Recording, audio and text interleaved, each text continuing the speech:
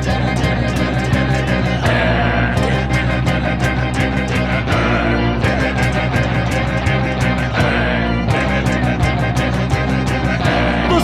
not a bat, he's a man who fights crime. And we're gonna watch him fight for a minute at a time. With John and Niall and a guest who doesn't rhyme. It's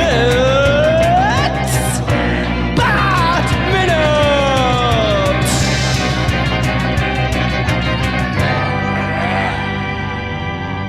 Hello everyone, and welcome once again to Bat Minutes and Robin. This is the podcast where we spring up behind you and strangle you with information about each minute of Joel Schumacher's Batman and Robin, 1 minute at a time. I am one of the hosts, Niall McGowan. And practically bungeeing their way through these minutes, up and down, all over the place. There's no way we can settle on this. It's wonderful. It's crap. It's great. It's terrible. It is I, John Parker. You're the host. Hey. Woo. And joining us for the final time this week, it is, of course, author, bard, and noted Benedict Arnold apologist, Kiri Callaghan. Hey now! Apologist. I just want to talk about the facts. Get it on the Benedict Arnold wiki. Come on. Human beings are complicated and diverse, and I think painting anyone with a broad brush, whether in a good or bad light, is dangerous. That is true. I'll agree, except there's one or two people in history I think we can agree on, right? Everybody can agree on the previously discussed Mr. Hitler. So, yes, and I'm going to play a little bit odd here. So here's my discomfort with that. Because yes, absolutely. However, I feel dehumanizing even someone that terrible is dangerous because we get into the mindset of that person was a monster. We could never do that. Yeah. That person was a person. Human beings are capable of both wonderful and terrifying things. Yes. And the moment we either put someone up on a pedestal or put them, I don't know what the opposite of that would be, but like dehumanizing to the point of like, that's a monster, we get into dangerous territory. Dehumanization, no matter who it is to, has dangerous consequences, I guess. Because I feel like the moment we say we are incapable of that because that person was a monster, we are that step closer to doing something terrible to somebody else. It's going to make things repeat. It's going to happen again. Exactly. Yeah. We need to acknowledge, like, no, these were human beings who somehow convinced themselves that this was okay. Or not even okay, but the right thing to do, which is terrifying, but we have to look at it like that. Anyway. Yeah. I mean, speaking of things that are both wonderful and terrible, and human beings who were convinced that this was the right thing to do. Yeah, right? We do have minute 108 of Batman and Robin, which begins with a dangling Dark Knight, and it ends 1 minute later. It ends 1 minute later with a frosty fight. This is... Me and John always kind of struggle with, like, when it gets into big action scenes, when it's just all stuff hopping around, it's like, I don't know how to deal with a lot of this, because it's like, particularly because this is an action scene that's so shoddily put together. So shoddily, and I think that's probably where I think a lot of this focus is going to be, because right off the bat, how did he get his feet locked in that? If I watched that scene, like the first second, I think it is, maybe two, over and over again, and I cannot logically figure out how he managed that. His feet even look like they go up and in. Yeah, he'd need like magnets on his feet, basically, which could be a thing that Batman might have, but you'd need a little thing to show that he's magnetizing his feet. We need a brief explanation. They don't even cut it where they should. I'm realizing his feet are completely disconnected from the telescope. Yeah. It's kind of like he jumped back up to it to get there. Like, but he's got that because he's in descent at that point. How the hell did he do that? I'm so torn though. The editing of this is so upsetting. It makes no sense. But I just love the concept of he's hanging upside down like a bat. Like the visual's cool. I just wish they'd gotten to it in a more sensical way. Yeah. I think that's the problem. Or at least just cut it sooner. Like it's a mix of like weird blocking and terrible lazy editing. I think they came up with the visuals, like, Batman hanging upside down like a bat. Cool. How do we do it? I don't know. He just kind of falls that way, I guess. The thing is, that is the concept, and I get that as an idea. but it's delivered by Clooney with the energy of, hey, George, we're going to just break for 15 minutes. Were you man hanging out there? And then him going, oh, fine, and just folding his arms. Yeah. As if he's just done. He's like, I fucking hate this. He's like, all right, just hurry it up, will you? And readjust your lights or whatever you need to do. The camera shot, I'm realizing, because we go from like a very straight on seeing his feet, and then we go into this very extreme Dutch angle that almost makes him look like he's laying down rather than he's hanging upside down. Yeah. And I don't understand the choice of this angle. Is it just so we see as much cape as possible because he's going from corner to corner? I don't understand it. It's very confusingly shot. Oh, in that regard, then, this is the thing. Like, again, I wouldn't have cared about as a kid, but now, just looking at this thing, it's put together. So, I do like your point of him crossing his arms and looking like a petulant child, like meh. Yeah, I guess it just I'll has the wait here. vibe of just. That's also too Batman, kind of like, I got nothing else to do. I bet as well just fold my arms and wait for this to get somewhere. Like, there's just no urgency about him either. It's just like, this is going to crash into that. I could try to help these people, but nah, I'll just. So what happens next is this.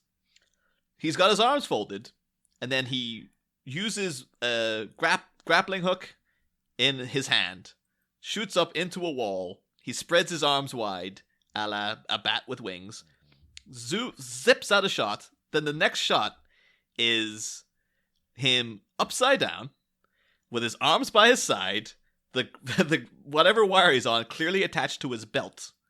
It pulls him back upwards, and then somehow in all of this, he is now above Mr. Freeze, coming from the opposite direction, and that way he's able to swing into him. And there's like, none of that was set up properly. In editing, that was just a bunch of random crap that you just slotted together, and we're like, hopefully that makes it look like, yeah, he swung a grappling hook around and somehow got into... Because I'm pretty sure he was behind Mr. Freeze at the beginning of all this. And yeah. I'm not entirely sure that's a person. Like when he's hitting the tower, he's so stiff. Yeah, there's no reaction from him whatsoever. I think that's a mannequin. I don't even think that's a stunt person. I wonder if that's why they had him fold his arms so that it didn't look unnatural to not have his arms flailing about. Oh, that would actually make a lot of sense. Yeah, that'd be like that's the compromise. It's like, well, if he folds his arms, it would be something if he had to like if he was heading towards a tight space and he had to like do a little you know, bat pose, vampire kind of pose, and that he just manages to squeeze through, a la the Bat Cucumber from Batman Returns when it had to dismantle all the parts of the Batmobile to zip through that little alleyway in the wall and stuff. Maybe he needs to do the pose to power up. Oh, this is absolutely a mannequin. If you look at... Sorry, I'm like looking at it so critically now. Because his arms aren't even fully flush against him like they were when he folded his arms. They are weirdly like slightly out. So you can see a gap between his arms, like his wrists are touching. And it looks like this weird, like, you're almost doing a half-hearted Wakanda forever kind of thing. Maybe that's the thing. He's like, I'm going to die. I'm just going to throw out my final words. Wakanda forever. Just in resignation. Because you would have had to put the suit on him. So you couldn't actually have his arms flush against him. I don't think they'd have had a mannequin that would have done that unless they built it with a suit on him. Oh, this is weird. Because also that impact would make your arms go back. They wouldn't just stay perfectly in front of you like 5 inches. Oh, this is weird. Okay, sorry. Bizarrely analyzing.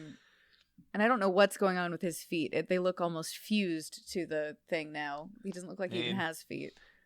It's a testament to the performance of George Clooney that we can't tell the difference between him and a mannequin, quite frankly. He's a bit wooden in says it, everything. He's a bit wooden. Also a thing as well, Kiri, because unfortunately at this point, Poison Ivy is out of the movie for the most part, but we, of course, used in previous seasons, you did a cosplay of Ivy. Oh, yeah. Way back when. So I feel I feel a bit bad we didn't get you on for Ivy-specific minutes, because it feels like... No, that's fine. Especially because I love Ivy so much. So anyone who... I'm going to hope you like this version of Ivy. If you do, I mean, I could talk about her for 5 hours. I mean,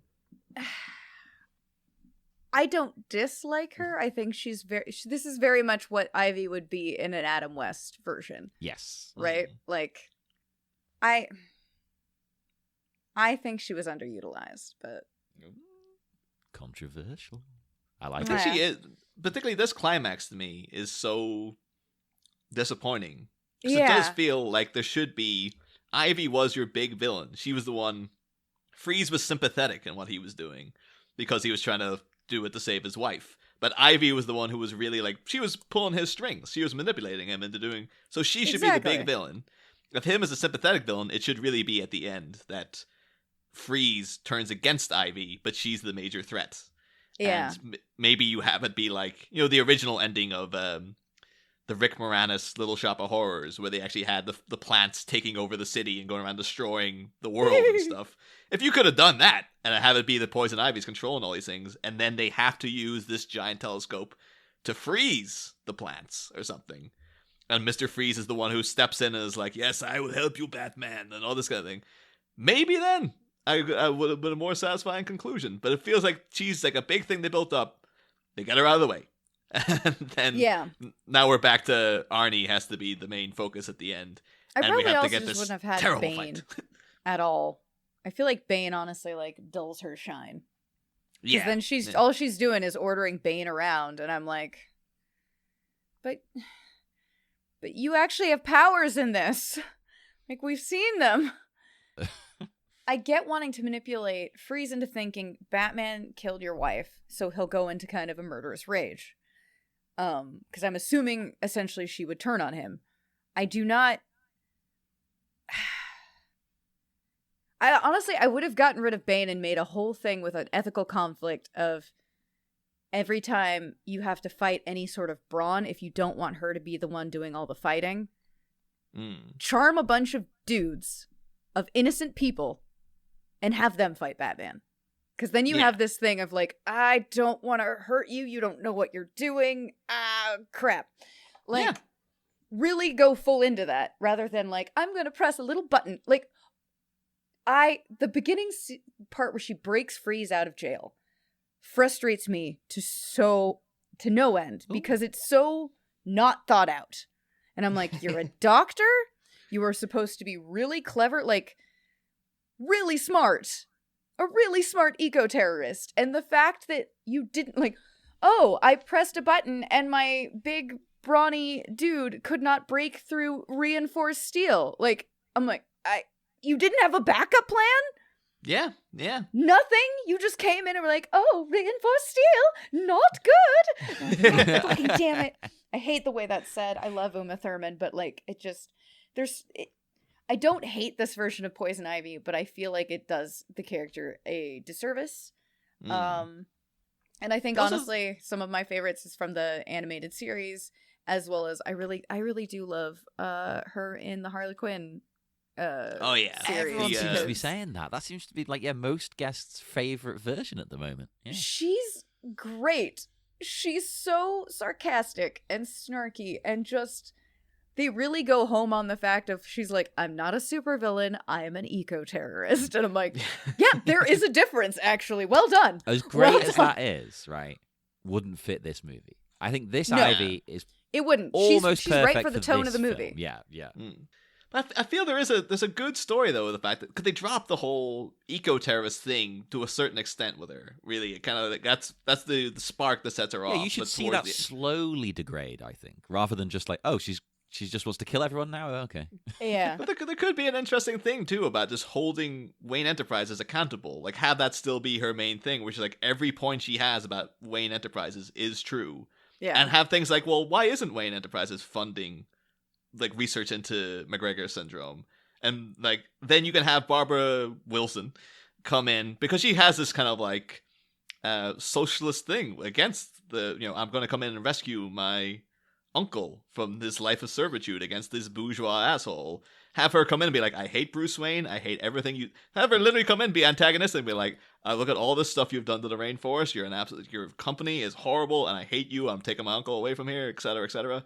And the story is that Bruce Wayne has to go like, I've been focused on Batman for so long. I need to look at what I'm actually doing in the real world. And then have like Poison Ivy and Batgirl be the same kind of thing where like they're both conscious of what he's doing. But Ivy's like, I'm going to burn it all down. Whereas like Barbara's more of a radical and going like, well, I think we can revolutionize the system. And I would watch the heck out of that. It's not right for this movie, but I would watch the heck out of that. Definitely. Yeah. It is that thing, like, how do you fix Batman and Robin? Well, you make a completely different film. That's how you fix it. Well, like, yeah, this is not meant to be that kind of film. This is meant to be silly, and, like, honestly, the only things I'd actually fix about this film is, honestly, how some certain things are shot and how it's edited, for the most part. Just because I'm like, this is not meant to be a serious film. I don't want to try to make it a serious film. But, you've got her monologuing to no one on multiple occasions, looking off screen, like into the evil unknown. I'm not sure. It's great, but it does also like start with her saying like I'm going to like, I'm Mother Nature. I'm going to fix the world. And as she's saying it, she's pouring God knows what kind of chemicals into the ground to start this chemical fire. So it's just like, and goes against a rickety plane to fly all the way across the Gotham. It's like, well, that's carbon footprint you left there. Yeah, it's just sort of like, all right. But anyway. Yeah, I think that another way we thought about fixing it would have been like that she starts off all about that, but then as her ego grows and more people fall in love with her, she loses sight of it, and that's why the plants turn against her at the end or something. But it's like, it's supposed to be like, you should be thinking more about others and less about yourself, and that would be the lesson.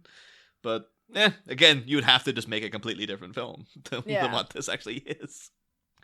But do you have any, if you were to throw out though, as a person living in LA, any casting ideas for Ivy? Because like they might well have her in a movie soon. So Margot Robbie, she's hard pressed about like, I want to get the Harley Ivy romance fires burning. Someone mentioned something and I was like, yes, and I can't remember now.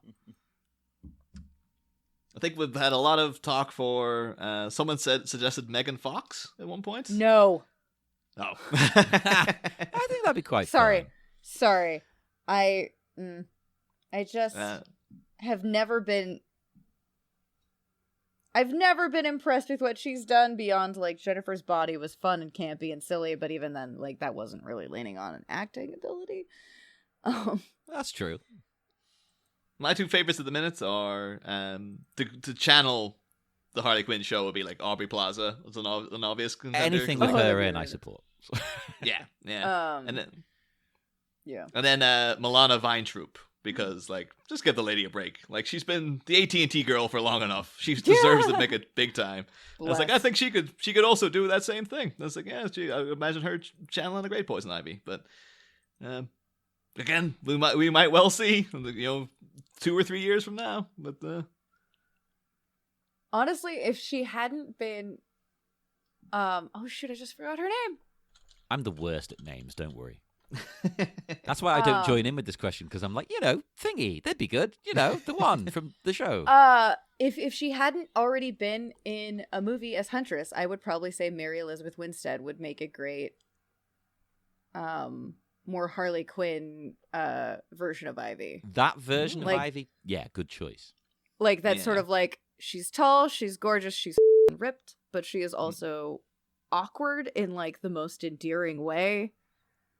She couldn't do this like, Ivy, though. That would be strange. No, this is a very different Ivy. And that's okay. But I think that would be... Loved Birds of Prey, man. Anyway, way off topic here.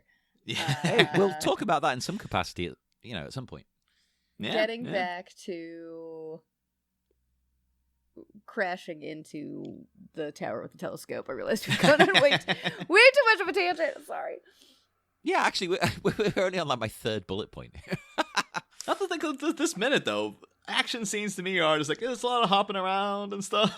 It's like, things are all over the place. Like, I always find them to be less focused. It is, because like... And this particular one is all over the place, because honestly, like, looking at the cuts, like, it's hard to follow what is going where and how we're getting there. And Yeah. I think we're meant to feel like, oh, it's a frantic, crazy, high-octane action scene, so that's why they're cutting like that. But it's not. It's a slow-moving it's telescope not. It's spinning so around. slow. So And slow. also, did allude to at the end of the last minute, the dialogue. The thing is, it's only Michael Paul Chan who gets to say anything, and I'm certain it's because Kimberly Scott was like, "You take all these lines. I don't want any of them," because everything he says in this minute, like that, this is one of those days. It's like, oh man, it would cost you nothing to stay silent, and yet, Actually, you know. no, that is incorrect. Ah, That is incorrect. If you have a speaking role, Oh, you get paid more. ah. Union rules. yeah, that's Ah. true. That's true. So, I think we discovered that earlier in this movie. Why, when Mr. Freeze is doing the karaoke with his goons, if you notice, they're not singing at all, and it's Yeah. apparently to save money because then you can pay them as like, well, they're not speaking in any way. So. exactly. I'm like, it does actually cost him to not say anything. And as Get soon that as he dough. says that You line, get that dough because you're not getting out of this movie. You can't erase that. So you get as much money as you can. There you go. when he says that line, it's one of those days. In my head, because of the era I grew up in, I'm just thinking of Limp Bizkit. Where he's like, it's just one of those days when you don't want to wake up. Everything is everybody sucks. Maybe Fred Durst was originally pegged for this this role. They had him and Coolio were going to finally do a movie together. Oh my that would have God. been, oh my God, amazing. You know what, though? The draft, as I said, even worse than that line. Oh You think my that God. line's bad, Niall? Mm. Right, okay. So he says in the draft, this just isn't my day. Okay, that's Yeah. fine. What else has happened to him today? Well, He got frozen. yeah, I he got guess. frozen, and now he's going to get hit by a telescope. Had to wait till like 1 a.m. to get playing with his new telescope because they had a big party that everyone was sat around. Well- Like, I'd like to think that this guy is just literally, this is his villain origin story. Because he's like, I don't know, like he came home, his wife was cheating on him with the mailman, or I don't know, like. I'm still headcanoning him and Kimberly Scott here. They are canoodling. Like that's Okay. what they're. It's like, oh, I'm going to work in the telescope, honey. They're just nipping off with her. Margaret from Batman Forever. I'm still. This is all personal headcanon. Don't I need like to it. get into. Well, he says, this just isn't my day. And then the telescope, it says here, smashes directly into the tower platform. The platform begins to topple. And then she says, up, up, and away, as they jump onto it. As the platform, it gets worse. As the platform falls, crashing onto the floor below, the two PhDs leap, landing safely on the swinging telescope, hanging on to the tensioning bar for dear life. And then he goes, PhDs rule! And that's it. What? What? What? What? I couldn't believe that line. I was like, oh, the up, up, and away was bad enough. PhDs rule. I mean, Akiva Goldsman gets enough crap for this script, but he should thank his lucky stars every goddamn day that was cut. Because if that made the movie, he would never have worked again. I don't Yeah, think. who read that and was like, yeah, this is workable? I genuinely think that's one of the worst lines I've ever read in a script. I don't get it either. The why? Why is he saying? Why are they saying PhDs It has rule? nothing to do with your education that you survived. I think they're trying to say it's like, well, because of their scientific background, they worked out exactly how to jump onto this telescope. Oh my No. god, that is. Can we make a PhD's rule T-shirt? Yeah. Well, obviously, the And first thing I'm gonna inexplicably do put after a we're done bat with this. symbol behind it. Yeah, PhD's rule. We could. Or just a picture of Paul. Though, can we get the image rights to Paul Michael Chan? Considering Ooh, how or that a one- Wayne Enterprises logo somewhere. PhD's rule. Considering how Warner Brothers have taken a few of our merchandise items down, maybe not. Oh. Well, maybe we got a couple of sales out of it before the hammer strikes. Yeah. I don't really like it though if they shouted that though, and Victor Freeze was like, "What?"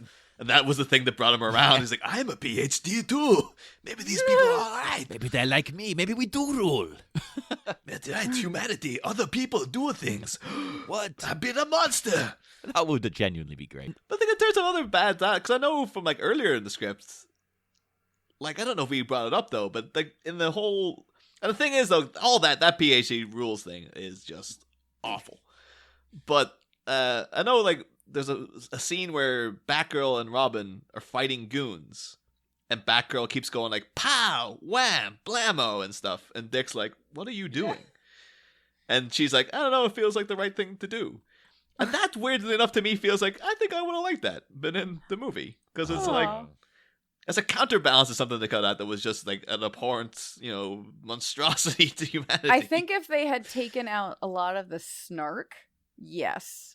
Because that seems to be embracing the camp that it knows it's coming from. The grappling hook. What? I don't know if it's how it's filmed, but this grappling hook can take him anywhere, apparently. Yeah. Oh, yeah. How do we even He's discuss hanging this? upside down, and I wish they had pulled back a little bit, because it's kind of confusing seeing, you're like, okay, I gotta remember he's hanging upside down, and you can kind of see it, but it all sort of blends in, and it happens very fast. So it's like, okay, you're shooting up towards the ceiling, I guess, and then you drop down, and that's fine, but somehow he then goes up and over and then around and is suddenly back to knock out Freeze. Where did you attach this thing? I think the hook, the way... So he drops down. It's kind of hard to think about, isn't it? I think he drops down. So he fires the hook, and the hook has a reel that brings him back in with force, so he can sort of fly. It's got a wheel? A reel. So he can go like, whoop. I guess it's sort of... I don't know. It's really... I love it, though. It looks amazing, but it makes no sense. Yeah, and he heads right for Freeze and kicks him in the face. Well, he kicks his chest. I was going to say he kicks his face in. We've seen that this line absolutely came out of his fist, but when he comes back down, suddenly it's attached to his belt buckle. Yeah. Can he, unclip it from the fist and put it somewhere else? I don't know. I think that's basically a practical wire he was on, having a conflict with the grappling hook. Yeah, because around your waist kind of makes sense physically. Yeah. You're like, okay, yeah, that would support your weight. On your wrist, no, that's insane. Yeah.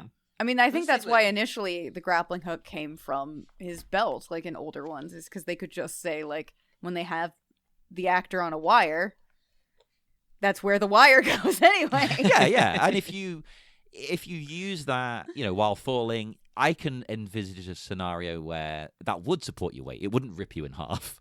But if it's your arm, that's going to pull it out the socket. You're like, ah! Yeah, just ah! Batman, is like, time out, Freeze, time out. I gotta pop my shoulder back in. I think there was just a scenario, though, of they just wrote in the script, so he does this, and then he swings down and takes out Freeze at some point. And then when they're filming, they're like, how's that gonna happen? And they're like, it's fine. Also, put it together in editing. I want to point out that at the beginning of the last minute, I think, we saw it go from 53 to 54. And then, right as he punches Freeze off, it goes from 54 to 55. So supposedly all of that, from, Freeze smashing him and, getting him caught on the telescope, all of that has taken a minute. Oh, that's insane. And talking about insane grappling shenanigans. So we cut then to Batgirl and Robin swinging into this opening that's in the side of the mountain that I guess it's not a man-made. The building that the telescope is in is man-made construct. This is on the side of the mountain. This is the cracks of doom, in Lord of the Rings or something, where there's just a random doorway in the side of the mountain for some reason. They managed to just land on top of that, but the way they swing in was with great pendulous kind of what we call it, sway, the built up momentum to swing over there. That's not supposed to be a door into the building? No, I think that's because they were falling down the Because side of the mountain. I've always wondered about what that was and why it's there. Yeah. But it looks, it's got an archway. It's got a very clear man-made archway. And Yeah, also, that's how did Bane get there if it's not connected to the observatory? It seems like Bane, he was told, I think they may I'm be... gonna knock these kids off. They're probably gonna be able to get to the cave. Go preset yourself in that cave. Pretty much, yeah. Because Freeze does say, like, you take care of the kids, but leave me the bat. And I think he probably was thinking, like, I'll knock them off, but they'll definitely grapple hook, because that's what they do. They always use the grappling hook, so, like, they'll probably swing to that little hole, that little opening that's in... And we saw when they're falling down, like, and we know from seeing this building in the past, like, it's on top of a huge cliff face. This is just a random doorway that's in the cliff face. Because when you see behind Bane inside, it looks like that's all been frozen too, and it looks like the inside of a cave. And it's like, yeah, I guess this is literally the Cracks of Doom in the side of Mount Doom, where it's like there's a random doorway in the side of the thing. I don't get it at all. He pops up like a wampa. It's just like. Rrr. I love that. He pops up like a wampa. But just the way they swing over, though, just like, how do they build up the momentum to do that? Like, they would have had to been her dangling off her, like, arm torn out of the socket, and then have to, like, grow, like a pendulum, slowly building and building and building momentum. They probably had to, like, reel up the grappling hook to a certain point as well to see, like, where can we swing over to? And like, oh, thankfully now there is this thing. You'd think it would have been behind them, but it looks like they're swinging from like quite a distance over to get to it. It's a goddamn mess, basically. Oh, yeah. That's what I'm saying. It makes no logistical sense, and it's just like, yeah. It also has that classic thing where like she detaches they get off the grappling hook, and then where that rope went, not an issue. There's no thing like it zips back up into her glove. It just is presumably Batman always just leaves rope hanging wherever he goes because he just attaches the grappling hooks and leaves them hanging. I guess, instead of actually collecting his stuff again. It's How much rope has he got in that thing? This sounds obscene. I'm gonna Look, stop it. Gotham Home Depot is out of all cables and rope. Like the Waynes have just strapped them of any hardware. That's how you store. find Batman. You find who bought all the rope and cables. I don't. You think it'd have to be wrapped up, like bundled up, like intestines or something? Like it's so much rope to get up to that little thing that they were swinging off of. But it's only she's only like a 5'8" woman or whatever. Like how much if you were to wrap the rope entirely around the inseams of the suit? Like that wouldn't even get all that far. It's like yeah. It makes no sense. It makes. Well, she had like an actual like. It looked like honestly, it reminded me of a dog leash on her arm, apparently. Like when she shoots hers off, it looks like that she's got this little spool thing on her back of her hand that reminds me of those retractable dog leashes. So that's what I imagined that working as. But yeah. So then of course Bane pops up behind him and just starts strangling him, and that's our final bit of those three characters.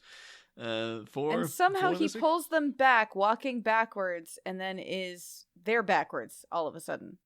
It's another, again, one of those like back to front weird cuts. Yeah, so he grabs them from, let's see. Watch this now. Grabs them from, oh no, they turn around. He's grabbing them by the necks. They turn around, so he grabs them by the necks. He's walking backwards, and then all of a sudden we're seeing it where they're backwards. He would have to like let go, forward. Swing around behind them, and then they'd have to turn around and he'd have to grab them again in order to or he'd at least have to turn them. But then they wouldn't be facing that way, would they? You'd have to turn. Like, he'd have to turn them. Like if he grabs them. If he did like a little side pivot to turn them around, which I guess it would be difficult to do, but no more than what he's doing. I guess it's just a weird. We've cut out a very important step to figure out how we got here. That's, oh my god. Sorry. I can't wrap my head around it. I'm trying so hard. We're being nitpicky because when you watch the movie, like normally, you kind of don't think about it. There's nothing else to do during an action sequence like this. Yeah.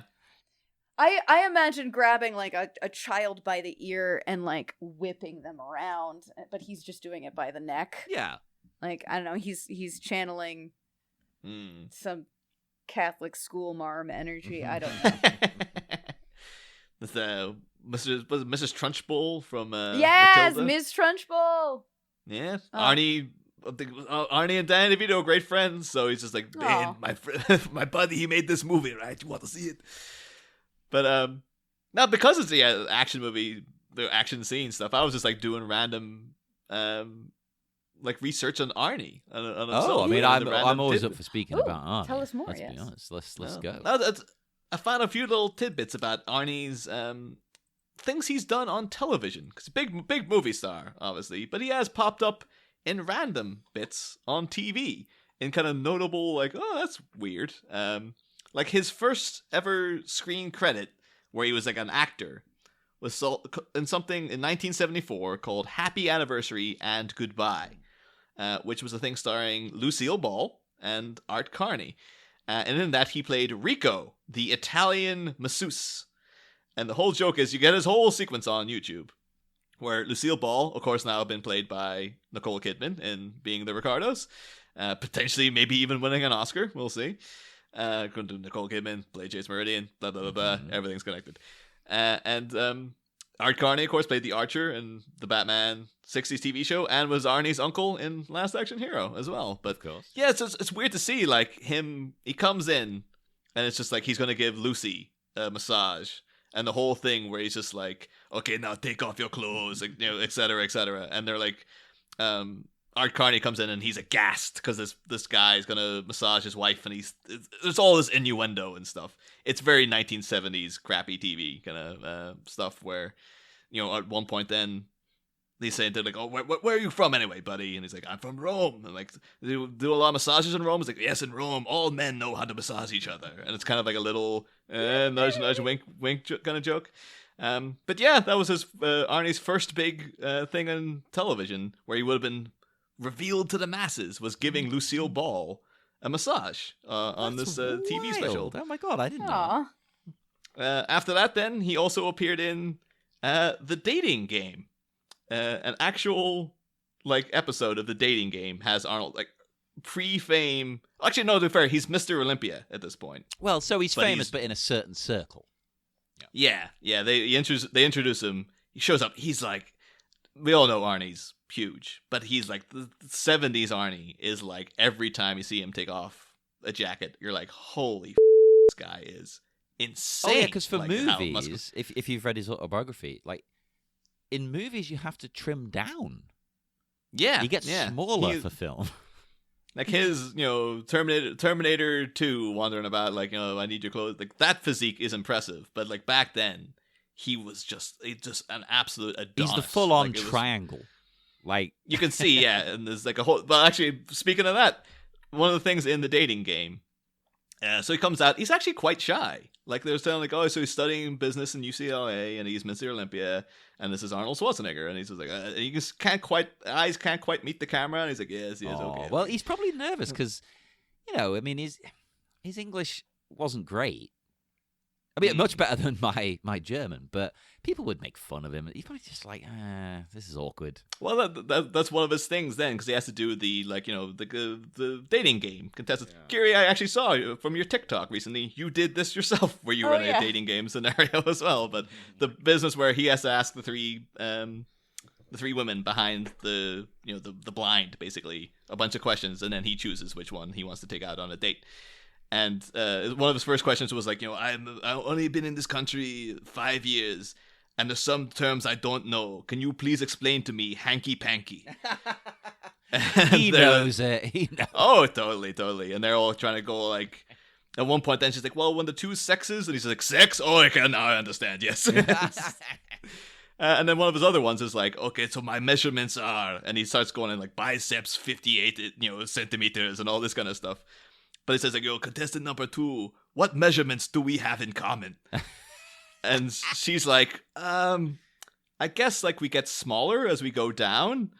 And Arnie's just like, let me say, that is not true. Oh. And it's just like, and he has, like, that's the one moment you can see, like, there's Arnie. You can see the cheekiness and the smile. So that's brilliant. That's the pumping iron, like, cheeky asshole. You should have just gone, not where it counts. And but the whole thing is just very like, and it was weird though, because I remember last season, Kiri, when you were on, we had like the massive, the the be all and end all of everything's connected with the the Howard Hughes Spruce Caboose thing. Of course, this whole scene filmed in the same location, so this is also inside the Spruce Caboose hangar. But this is a weird thing as well. The dating game, all these connections keep coming through. Where the dating game, okay, was created by Chuck Barris, who of course was invented and hosted the Gong Show. His life, he apparently also was to his claims, a CIA sleeper agent, where he went off and assassinated people. This was dramatized and starred Sam Rockwell and Drew Barrymore into a film called Confessions of a Dangerous Mind, which was directed by George Clooney. And on top of that, then, we have, Arnie notably appearing on The Dating Game. Another notable contestant on The Dating Game was a guy, I don't know if you've ever heard of, called Rodney Akala, who is very chilling footage to watch, because the contestant, he picks this woman and they go, and apparently she said afterwards, his personality, he was so charming on stage, his personality switched instantly afterwards, because he just became a real creep, and she was like, I'm not going out on this date, no goddamn way. Turns out Rodney Akala was actually a serial killer who's now known as the Dating Game Killer, and he's apparently killed over 130 people throughout his career as a serial killer. But when Rodney Akala at one point, he was had an arrest warrant out for him, and he fled to New York City, where he studied. He enrolled at NYU and studied film under Roman Polanski. And of course, then we have the whole Roman Polanski connection dating way back to Batman at 89, because of course, good friends with Jack Nicholson, etc., etc. And also, of course, Sharon Tate, murdered by Charles Manson, who was played by Michael Reed McKay in the Beach Boys movie. And Michael Reed McKay is the guy who plays the skinny version of Bane in this movie, etc., etc. And of course, then we had last season all the different connections between the Riddler and the Beach Boys, because they kept coming out with Beach Boys lyrics, weirdly enough. And now Paul Dano, who played Brian Wilson in a biopic, is now playing the Riddler in the Batman, etc., etc. There's a whole goddamn, it's like a box of cables you found under your stairs of everything's connected. Man, it's all connected. It is. Oh my god. It's not got quite the grace of the Spruce Goose Howard Hughes. It's all connected, but there's a lot of everything's connected going on in that whole little tidbit of Arnold Schwarzenegger appearing on the Dating Game way back in the early 70s there. That is amazing. I need to see this. We need to get. Is there a clip on YouTube? Oh, you get the whole thing on YouTube. Yeah. Yes. Oh, it's all there. Yeah. But yeah, there's a whole bunch of little random tidbits about the televisual career of Arnold Schwarzenegger. I love that. I wish I had a positive thing to say, because my next note's really negative. Well, how about we just briefly enjoy when it cuts back to Batman and Arnold. He's got this little hop to give us the illusion that he's somehow dropped in behind him again, silently. And that hop gives me great amounts of joy. I do love the way as well we cut back to Freeze there, just smashing Batman's face in. Because revenge is a dish best served cold. So he definitely does not even hit the dashboard. Is the best thing. It's just this fight is ridiculous. They're it's trying. Like watching two awkward kaiju. It's like a kaiju fight. It really is, because they're both so bulky. It's just like so bulky. It reminds me of oh gosh, I lost it. It's gone. It's gone. Why would you have this though? Oh, sorry. Old like Power Ranger fights. Yeah, like the Zords fighting. Yeah. Yeah. In the draft. the punches that follow that, just fwa, fwa. I don't know what's happening other than I know they're not actually making contact. I do enjoy, the prop bar that Arnie smashes his fist down and into. Then it's straight again. Yeah. That took me a few viewings to notice, because it's just one of those things when you're watching the movie normally, you don't think about it. It's like, oh, okay, yeah. No. But it's also, I appreciate Arnie's acting, because he is, you get I actually do feel his frustration there, because I don't know if it's just me frustrated watching this terrible fight, but it also is a kind of little thing of they didn't think about it this way. They were just put the two guys together and we'll have some kind of fisticuffs. But it is a thing of Mr. Freeze is a guy who he only knows bulk strength, and he barely knows that. But from the suit, he knows he can lift people up and throw them away and stuff like that. Which makes no sense considering his character is this like amazing scientist and things. Yeah. But okay, whatever. But I actually do kind of weirdly appreciate, though, because then he just can't get to Batman. And I appreciate Batman's changed his tactics. Instead of, we're used to him having to go full on into kung fu treachery. And what he knows here now is like, I've got a giant enemy who's just all brute strength. My advantage is speed. So he's just hopping around him and stuff. It's kind of like in Arkham City, actually, when you have to fight Mr. Freeze and you have to change your tactics every time. Because it's like, well, he just freezes the thing you're using. Or it's like so you have to do something. Back in the mid-2000s on WWE SmackDown when Rey Mysterio would fight The Big Show. Well, it is the same kind of course, The Big Show we talked about in our Jingle All the Way review there was one of the Santas in that whole scene. Probably wise. So maybe words were exchanged between the guys. It is possible.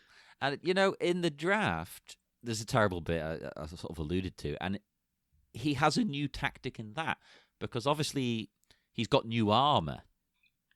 Have we discussed that he's got new armor? Oh, yeah. There's the silver plating on his...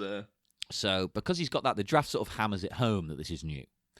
And Batman says to him, millions will die, so you can save on air conditioning? Isn't that taking self-help a little too far?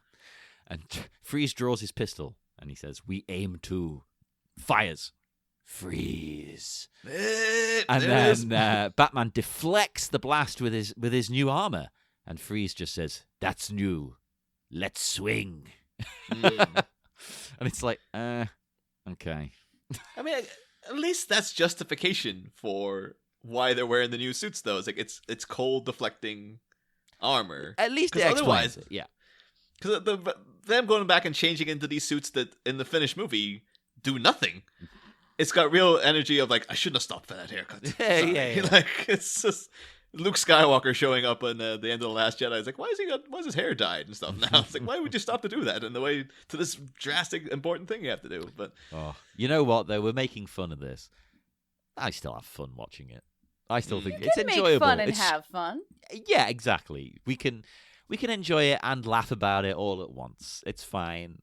It's an enjoyable scene. Yeah. Maybe Also, maybe not breaking it down like we are. If you watch it as a normal human being, you're probably fine with it. I mean, that bit you're talking about, John, him firing and Batman deflecting, is in the comic book adaptation. And it was filmed, because you can see the behind the scenes bit, them actually filming that bit. So if they cut out that bit, basically it's going to be a lot of footage on the cutting room floor. Maybe if it was all together, the scene would make sense. But I think they just butchered it in the actual delivery, and went at it with Freddy Krueger glove and just went and they're like, the hell with it, there we go, it'll do. Yeah. But because now we're at the end of the minute, unless anyone has anything else for minute 108. Noted out. Yeah. But Kiri, because Batman and Robin, such a divisive movie, we have been, reviled by large segments of the population as the worst film ever made. Oh, and say that. we've been asked to guess, though, what the worst movie they've ever seen is. So I don't know if you have something lined up to throw down on the docket there. I don't. So I think it is filmed very well, but I have never left feeling more angry. And what the was the point of what I just watched? And that would be Wolf of Wall Street. Oh, thank God. I hate that with a passion. Because I know so many, edgelord douchebags were like, oh, it's so great. And I went and saw it, and I'm like, you know what? This is filmed very well. The script is structured properly. There's some funny moments, but what the did I just watch? What was the point of it? You literally just spat in every person's face. Yeah, and I get the point is you're supposed to hate the guy. I get it. But it doesn't make it an enjoyable watch. You say that, but then they watch. also cast the motherfucker in the film. Yeah, that's the weird thing. Why? It's like, so are you bigging him up? What are you doing? Yeah, it seems like maybe the whole thing was like, yeah, eat the rich, sort of people, but the film didn't really ever seem to get there in its tone. It was just showing me this terrible person continually getting away with doing terrible things. And then at the very end, when he's supposed to get his comeuppance, nah, doesn't matter, I'm rich. I'm like, Like, this is not Catch Me If You Can. This is not like... Well, even like, Scorsese did Goodfellas. Yeah. At the end of that, though, you can see Henry Hill's life spiraling. I love the end of Goodfellas. I love that movie. Yeah. That's a great movie. But it does have, because I enjoy Wolf of Wall Street, but it is very much like you have to take like, well, this guy is, it's depending on the audience to identify that this guy is absolutely horrible in every way. But there's going to be immature people who are like, oh, he's so awesome. Yeah. Oh man, Yeah. we should go out and do that. But it's, I was waiting for that Goodfellas-esque ending of like, welp.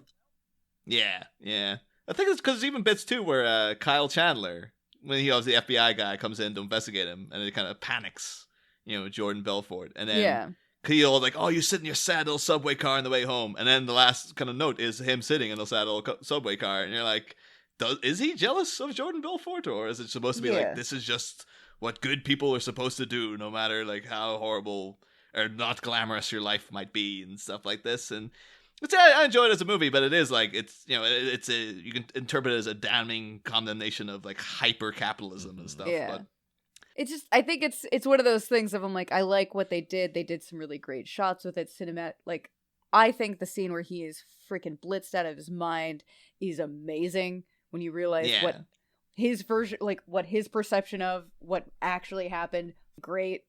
Yeah. I think it's just little things like the fact that his best friend completely betrays him. Like Jonah Hill just completely him over at the end. And so it's like, that's how empty and hollow these guys are. It's like they're so selfish that, but at the same time, he doesn't do that to Jonah Hill. So it is kind of like, Jordan Belfort's not that bad a guy. It's like, no, he's the worst ever. No, he's like, he's a terrible person. He literally made his fortune taking advantage of a lot of like elderly people. He is essentially like the human equivalent of those call centers that try to scam your grandparents out of their retirement. That's essentially what he does throughout some of the movie. It is. It's 100% what he is. And I'm just like, the fact that at the end of that, the film never really fully acknowledges it to the point of like, we're even going to give him a cameo in our film. Yeah. But though, Kiri, we also now try to spin things in a more positive note by asking, because Batman and Robin is beloved by many people as well, what if you have a movie that you love that is considered to be terrible by the general populace? I don't know if it's like I have a few that I'm like, I know these aren't good movies, but I enjoy them. They're fun. And I don't know why I racked my brain over this. Like, what one do I want to pick? And I don't have just one. Because there's just some trash movies that I'm like, all right. I grew up with like a lot of like not so great rom-coms, frankly, but I will watch I will love a good trashy rom-com because they remind me of growing up with my mom. Like, and they're fun and stupid and they are not healthy at all. Burlesque is a movie that comes to mind that I will put on while cleaning because the music is fantastic, but it is a terrible movie. Hey, I can't fault you. I like While You Were Sleeping. Yeah, well, you know what? Looking back on that, not as terrible as I remember it being. We recently went back and rewatched a few of like the ones of like, actually, I kind of understand how we got here. Yeah, they're fun and burlesque, yeah. Plus, just gotta love Sandra Bullock. Speaking of one of my more recent ones that I think of, honestly, it's not a good movie, but it's a lot of fun, and that's Ocean's 8. It's not really a great movie. It doesn't have any real conflict going on that isn't solved 5 seconds later. Structurally, it's not good, but the fashion is amazing. It's a lot of fun. It has a lot of great women in it, clearly enjoying themselves. I love it. I will put it on constantly. See, I actually haven't seen it, but you know what? A lot of those criticisms, you could maybe level at the original Ocean's 11. I mean, oh, absolutely. The structure of it's not great, but you're kind of just there because you just like everyone in the movie. Yeah, I want to watch a fun heist that really has very low stakes and amazing fashion. Done. Yeah. Done. Yeah. Like of course, then you got the George Clooney connection there too. Yeah, there you go. He's back. I will say that's a good performance from George Clooney. I do wish he had a cameo at the very end of that movie. Like, I think that would have made that beautiful. Why didn't they? Did he just go no? I'm assuming they probably just couldn't get him because honestly, like, I won't spoil anything for you, but there's a part at the end where she talking to the etherealness of her brother, where she says, "You would have loved it," talking about the heist. And I wanted him to come in, sit, and like just even in the corner and be like, "I did." Like, that would have been amazing.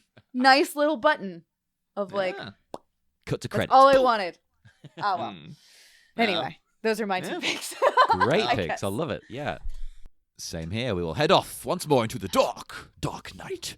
Kiri, one last time, would you like to promote anything you're working on or plug your social media or anything you want? It can even be unrelated to you. I don't care. Do whatever. I don't know what that noise was.